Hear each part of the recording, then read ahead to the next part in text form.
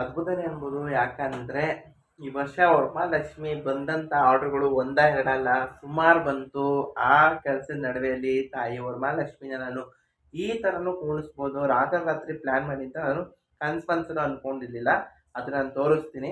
ಅದಕ್ಕಿಂತ ಮುಂಚಿತವಾಗಿ ನಿಮಗೆಲ್ಲ ಏನು ಹೇಳ್ಬೇಕಂತಂದರೆ, ಸೀರೆ ಟ್ರ್ಯಾಪಿಂಗು ಅಂದರೆ ನಮ್ಮ ಮನೇಲಿ ಸೀರೆ ಟ್ರ್ಯಾಪಿಂಗ್ ಆಗಿರ್ಬೋದು, ಬೇರೆಯವ್ರ ಮನೆಗೆ ಹೋಗಿ ಸೀರೆ ಟ್ರ್ಯಾಪಿಂಗ್ ಮಾಡಿರೋದಾಗಿರ್ಬೋದು, ಯೂಟ್ಯೂಬಲ್ಲಿ ವಿಡಿಯೋ ಅಪ್ಲೋಡ್ ಮಾಡೋಣ ಅಂದ್ಕೊಂಡೆ. ಬೈ ಚಾನ್ಸ್ ವೀಡಿಯೋಗಳನ್ನ ಅಪ್ಲೋಡ್ ಮಾಡೋಕ್ಕಾಗ್ತಾ ಇಲ್ಲ. ಯಾಕಂದರೆ ನನಗೂ ಟೈಮ್ ಇಲ್ಲ, ಮತ್ತು ಕೆಲಸ ಅದು ಇದು ಏನಾದ್ರು ಒಂದು ಇಶ್ಯೂಸ್ ಆಗ್ತಾನೆ ಇದೆ. ವೀಡಿಯೋ ಅಪ್ಲೋಡ್ ಮಾಡೋಣ ಅಂದರೆ ವೀಡಿಯೋ ಅಪ್ಲೋಡ್ ಮಾಡೋ ಟೈಮ್ ಆಗ್ತೋಗ್ಬಿಡುತ್ತೆ. ಏನೋ ಒಂದು ಕಾರಣಗಳಿಂದ ನಾನು ಯೂಟ್ಯೂಬಲ್ಲಿ ವೀಡಿಯೋಗಳು ಅಪ್ಲೋಡ್ ಮಾಡೋಕ್ಕಾಗ್ತಾಯಿಲ್ಲ.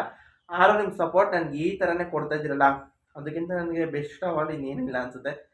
ಅದಕ್ಕಿಂತ ಇನ್ನೇನು ಬೇಕಾಗಿಲ್ಲ. ನಾವು ಇವಾಗ ಯಾವ ಥರ ವರಮಹಾಲಕ್ಷ್ಮಿ ಮಾಡ್ತಾಯಿದ್ದೀವೋ ಆ ದಿನವೂ ಅದೇ ಥರನೇ ನಾವು ಮಾಡೋದು. ಸ್ವಲ್ಪ ಓವರ್ ಸ್ವಲ್ಪ ಗ್ರ್ಯಾಂಡಾಗಿ ಇರುತ್ತೆ. ಪ್ರತಿಯೊಂದೂ ಅಲಂಕಾರ ರಾಯರು ಎಷ್ಟು ಚೆನ್ನಾಗಿ ಕಾಣ್ತಾರೋ ಅಷ್ಟು ಚೆನ್ನಾಗಿ ನಮಗೆ ಒಳ್ಳೇದು ಅನಿಸುತ್ತೆ. 3 ದಿವಸ ಕಂಟಿನ್ಯೂಸ್ ಆಗಿ ರಾಯರು ಸೇವೆ ಪೂಜೆ ನಡೀತಾನೆ ಇರುತ್ತೆ. ಅದ್ರ ಮಧ್ಯದಲ್ಲಿ ನಾವು ವರಮಹಾಲಕ್ಷ್ಮಿ ಅಲಂಕಾರನ ತೋರಿಸ್ತೀನಿ. ಇವಾಗ ನಿಮ್ಮ ಜೊತೆ ಹಂಚ್ಕೊಳ್ಳೋಣ ಅಂತಲೇ ಇದ್ದೀನಿ. ಹೇಗಿತ್ತು ಏನು ನನ್ನ ಕಮೆಂಟಲ್ಲಿ ನಂಗೆ ತಿಳಿಸ್ಕೊಡಿ.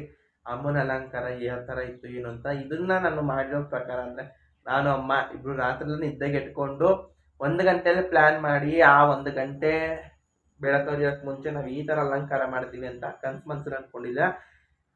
ಅಮ್ಮನ ಆಶೀರ್ವಾದ ಅಂತಲೇ ಅನ್ಬೋದು. ಹೇಗಿತ್ತು ಏನಂತ ನಿಮ್ಗೆ ವೀಡಿಯೋ ಹಾಕ್ತೀನಿ, ಹೋಗಿ ದಯವಿಟ್ಟು ನೋಡ್ಕೊಂಡು ಬನ್ನಿ.